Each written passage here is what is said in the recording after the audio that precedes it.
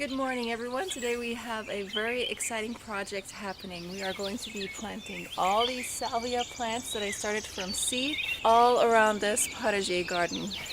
So these are perennial salvia. I started them from seed, I believe in February. I might have the timeline for that because I did do a video on starting these salvias from seed, and I'll have to link that in the description box below for you guys if you are interested in doing that yourself. So unfortunately, only after I planted them did I go back to the website and double check again to see what zone they are perennial in. When I purchased the seeds, it said that they were perennial to zone 5, and then when I went to check on the website again to see what zone they were perennial to, it said that they were perennial to zone 6 through 10.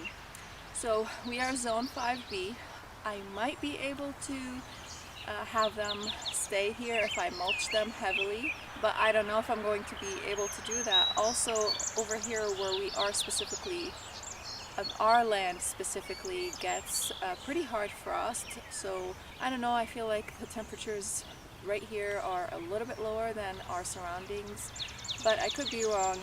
So these are the blue salvia pretensis, I think, Perennials. I don't know how to pronounce it. And they bloom throughout all the summer, all the way up until frost, and you can have them continue to bloom by deadheading them. The more you deadhead, the more blooms they will give you. Unfortunately, this flat here, which is doing the best, has thrip on it, so I have to treat this. So after I plant these salvias, I'm going to be coming with some BT and giving them all a good spray. And BT is an organic pesticide that is targeted to soft-bodied insects and to caterpillars. Anything that will suck on the sap of the plants or eats the plants will be damaged by BT, but nothing that will drink the nectar, let's say, or like pollinators, will not be harmed by this pesticide. It is an organic pesticide, as I said. If I'm pronouncing it correctly, it's called Bacillus thuringiensis, and it is derived from the soil. It's a soil-borne bacteria, and it is supposedly pretty safe for pollinators. Now, these don't really have necessarily any blooms on them. This flat right here on the left of me is starting to put on some bloom, but they haven't really opened up yet. So I really need to address it right away. As soon as I plant it, I have to bring some BT and address this problem. So the idea behind planting these salvias all around this apiary garden, what I used to call it the apiary garden, what is now going to be the potager garden, is to have a formal look on the outside of this garden. So I will give you a quick look at kind of the mass of the garden on the outside so that you can see what I'm talking about. So we have the vegetable garden right there, and you can see this potager garden starts right over there, and we have this whole space. So all around it I have put down this black landscape fabric about a couple years ago, and that is to kill the grass that was here. I was trying to do the no-dig method. I did put some cardboard, and then I did put some mulch over it. It wasn't 100% the no-dig method, I suppose, because you're supposed to use compost, but it didn't work out really well in this area because we have Bermuda grass, and the Bermuda grass is super aggressive. I am going to keep this landscaping fabric for this season until I figure out some way to stop the grass from aggressively going into there. So I will have to still edge, of course, after I put some sort of an edging of some sort. But this fabric right now is keeping the grass at bay. It's stopping it from creeping into this bed that I'm creating over here. So as you can see, this landscaping fabric wraps around this entire area over here. Sorry for the camera shaking. So these are the bees over here. We have the asparagus blocking them and also giving us this kind of ethereal look over here. And then you can see it wraps around all the way over here. Now this side over here, when we moved in, was overtaken by all sorts of different invasives and things that climb up on trees and kill them, such as bittersweet vine, and there was also poison ivy in here. There was a Russian olive that also, I think, planted itself in here. Unfortunately, I mean, this used to be a landscaped area. As you can see, there are some beautiful rocks in here. There are some irises and daylilies on this side, so I want to save as much as I can from this, but I want to also clean this up so that all this area will look beautiful. And then also we'll have to clean this up. This used to be at one point an apple tree, and again it was just kind of left to do what it wants, and all these things just climbed on it, and the wild thorn bushes and the bittersweet vine and all that, and just took it over. And you can see there's a Russian olive over there on the side. These things are very invasive in this area, and if you don't control them, they will take over your entire space. So this again is going to give this space a formal look on the outside, so it's going to kind of frame it in. Kind of like a picture frame if you think about it. And I'll stand on this corner so you can kind of see what I'm talking about over here. So if I pan to this side and this side over here, you'll see what I'm talking about. And I'm going to walk over now to the entrance. So we have the gate over here. That is the access to the potager garden, and the bees are apiary. So as I was saying, by surrounding it with all these salvias, it will create sort of a semi-formal frame to the garden on the inside, which is more of a free-form, kind of a cottage garden style that has the elements of the potager gardens, which is when you have edibles and ornamentals mixed in together. And I love all the aspects of these things. I love potager gardens because I think they are practical and beautiful. I love cottage gardens. I also think they are very beautiful. It kind of gives you this freedom to plant whatever you want, wherever you want. And I also love the aspects of the formal gardens. So I have all these things married in here in this garden over here by having the, I should have sprayed myself with some mosquito repellent. By having the salvia on the outside, it gives us the formal feel, and everything else on the inside has the cottage garden slash potager garden feel. So these salvias love to be moist, but they also need a good drainage. Our soil has pretty good drainage over here, but this area over here also gets a lot of water, especially in the spring and in the fall. So these salvias are going to love it over here. I originally wanted to plant lavender all around this area, but I gave it a good thought, and I was thinking that lavender is probably not going to like it over here because it is pretty moist, and lavender doesn't like wet feet. It does not like to sit in moist soil all the time. It wants to dry out. But the salvia likes it moist, but at the same time it needs good drainage. So it's not that this area is going to be boggy per se. The inside of the garden is boggy, but the reason why it's not going to be boggy on the outside is because it has a good slope on the outside, and the back over there is basically the top of the slope. So that's where the drainage is going to start. So all the water drains into the potager garden, and over here there's not going to be really a lot of water sitting because all the water is going to continue to drain. And you can see it's a pretty good slope on, I don't know if you guys can see it, but I can. It's a pretty good slope where I'm going to be planting the salvia on this side over here. These will bloom a purplish bluish bloom, and I'm really hoping that I'll be able to have them last for us for at least a few seasons. If I can't have them last, I'll have to find a different variety that I will be able to plant here to kind of create this formal appearance on the outside of this garden. Now, these salvias are not going to line completely. What I want to do also is in front of the gate over here. So on this side over here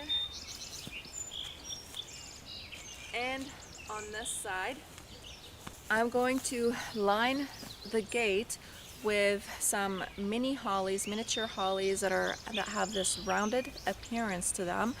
I forgot the name of the hollies. I'll have to look them up again, and maybe I can flash a picture of the screen for you on what they look like, and also maybe I can put their name right here for you. So the hollies are going to give us this evergreen element that will stay all year round. I'm also going to be placing the hollies on the edges of the garden. So I'm going to have one over here, basically where that post is. If I put my hand right there on either side, and also on that end over there. So all the four corners of the garden are going to have the hollies in there. I don't have the hollies yet, and I'm not going to be purchasing them this year because we already purchased a whole lot of trees and shrubs this year, and I kind of want to wait on that. So by having the salvias in the middle, we will have a beautiful color in the summer, and by having the hollies, they're also kind of giving us the structure of this garden, the corners and the entrance. It's going to give us also beautiful evergreen structure that we can enjoy all year round. Because in the winter, when the land is covered in snow, it is nice to have something green to look at and also some structure, not just twigs. You know, trees are a structure even if they are not evergreen, but also it's nice to look at something green when the ground is covered in snow. You want to space these salvias about 12 to 18 inches apart from each other. I'm going to place them about 12 inches apart from each other because I want them to create a hedge to give us this formal look. So if you want something to give you more of a formal look and less of an ethereal kind of look, you want to cram things together to have them create that sort of a hedge. If you are creating a hedge, that is. Right. So let's go ahead and get these salvias placed. I need to get some sort of a measuring tool first to place them correctly about 1 foot apart from each other.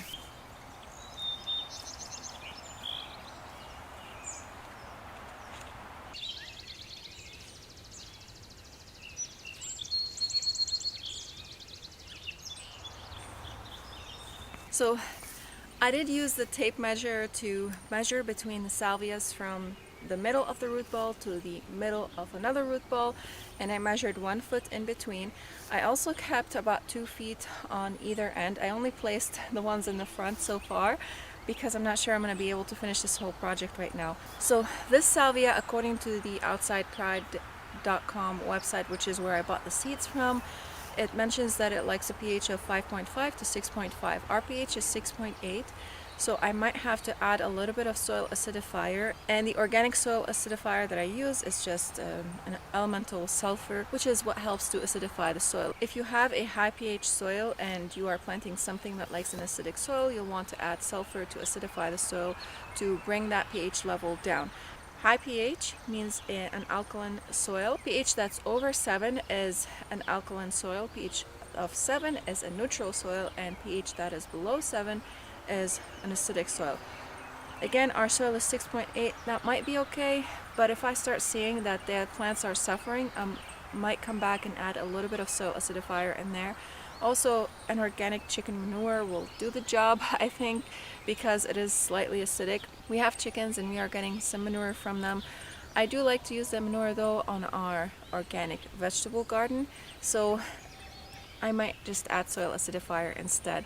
I'm going to be making slits in a landscape fabric. I'm just going to create an X, a small opening to plant the salvia in there. I'm also going to be amending the soil with an organic fertilizer. I ran out of plant tone. I have some fish bone meal, but I want to use that in the vegetable garden as well. I will have to get some other organic fertilizer. Right now the only fertilizer that I have is tree tone, and that's what I'm using because that's all I have. I do not like to use synthetic fertilizers, especially because this area also has edibles in there. I only want to use the organic fertilizers. I don't even use synthetic fertilizers in my flower pots. I just do not like to use that stuff at all because it destroys the soil structure. So when you are planting salvia, you want to make sure to plant it at the soil level that it was at. You don't want to plant it any deeper because it could cause rot. I'm going to pull out any dead leaves or whatever that I see that is on the plant because these plants have been in the pots for a really long time and they really need to get out. So they need some grooming on them. I'm going to start on that side first because the ones on that side don't have any pots on them because I pulled them out of a 6 cell pack, and then we'll head over to this side.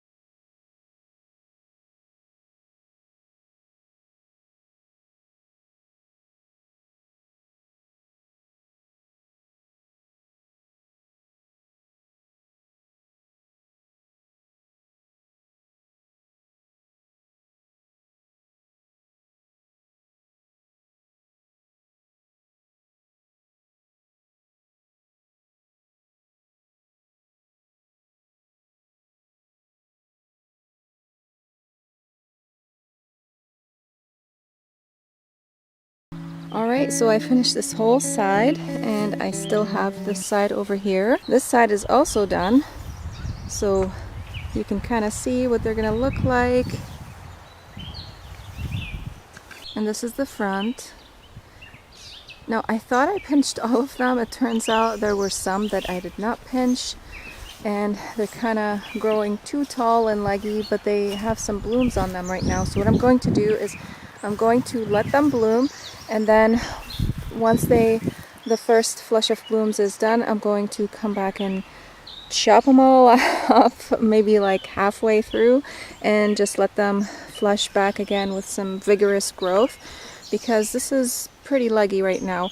But I'm hoping that they will fill in throughout the summer and create a beautiful hedge over here. And this is, you can see it on this side, it's going to look this way, and just imagine the globe looking hollies on either side of the door, and also on all the four corners of this entire area. So we're going to have also one here. You can see I left some space right here, and one over there, and one at the end over there as well. I'm back at it the next morning. It is 5:30 right now, and can you guys just listen to the birds?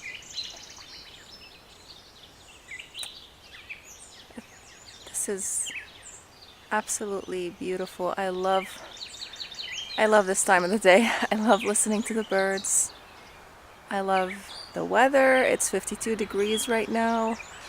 It's cloudy. The sun is not gonna burn me. So let's go ahead, let me grab my stuff and get started on this project again.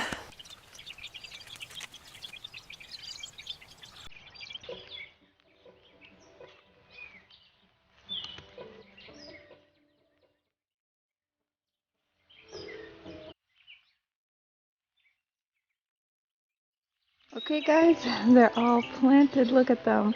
Oh, I'm so happy. Look at all this. All the sides are planted. Over here as well. Every single side is planted.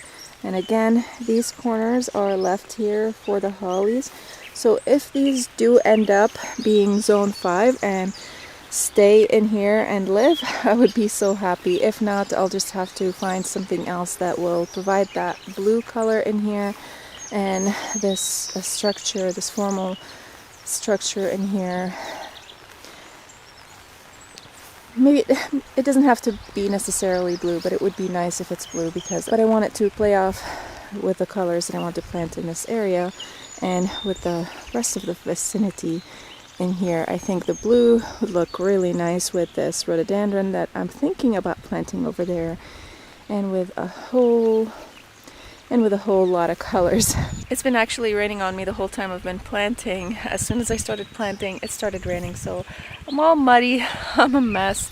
But I do still have to give these a haircut because the ones on this side have drip on them and they're all also sort of leggy. I thought I pinched them, but apparently I missed a whole lot of them.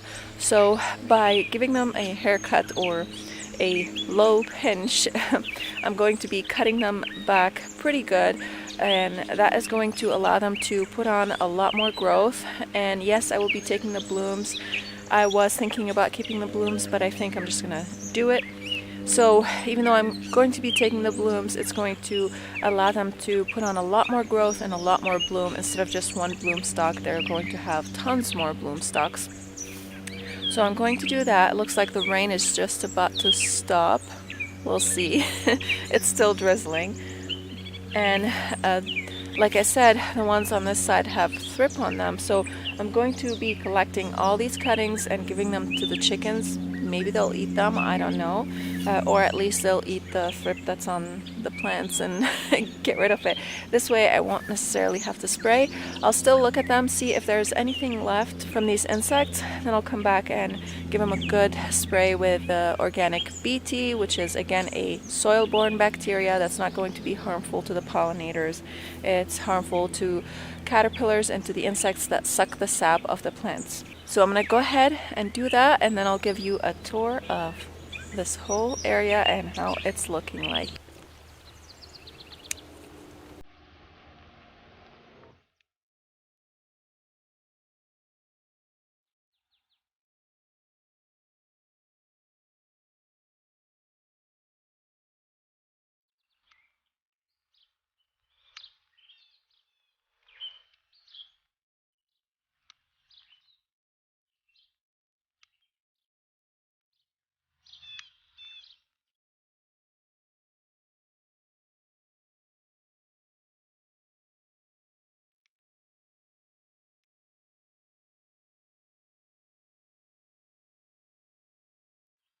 They all got their hair cut, and I think they look so much better like this.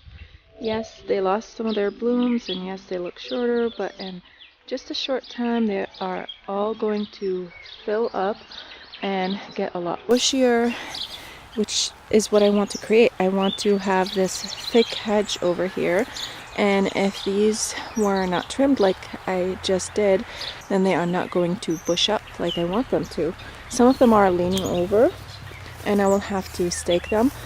But also by doing what I did, I actually got rid of the insect problem because all the insects were at the tips, because the tips were the soft part of the plant, and that is what they were staying at, like this over here. That's where they would be. And I think I need to pinch this one. I forgot to pinch it. So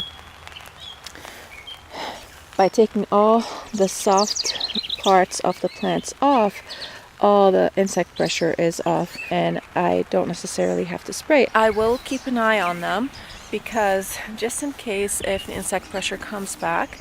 And I will also be setting up a drip irrigation all along this entire area. I already have drip on the inside, so what I'm going to do is I'm going to tap into it, and right now it is connected to a hose right there at that corner, and the hose is supplied from that faucet over there on the side of the house. So I'm also going to be taking a polytubing and burying it under the grass all the way to the connector that's sitting right there on the grass. That connector is also supplying the vegetable garden, so all the hoses are eventually going to disappear. I'm going to be burying polytubing down in the grass and connecting that into the supply line over there, and then just connecting a regular hose, which I already have over there on it, so that I don't have to have hoses all over the lawn, because one, it just looks ugly, two, it destroys the lawn, and three, whenever we want to mow the lawn, I have to disconnect all the hoses, roll them back up, put them over there, just so that we can mow the lawn, and that's just a pain. So by doing that, I will minimize the work and the effort that we have to do whenever we want to mow the lawn, and also the lawn, whenever it's mowed, would look beautiful. I won't be setting up irrigation today because obviously it's raining. I had all the supplies with me. I was ready to set it up, but then the weather just decided to rain, which is beautiful, and I love the rain. I'm so happy it is raining because it's watering everything and I don't have to worry about it, because not all of my flower beds are on drip. I'm working on it. I am setting up right now the front flower bed on drip. I did not record that, but I might record the second part because I still have some work to do there, and I didn't really finish all the drip in there. I still have to put some more drip, and also I did not have the connectors that will allow it to connect to the hose. One more thing, I also forgot to mention that I planted in here about, all these I think are either 93 or 92 salvias.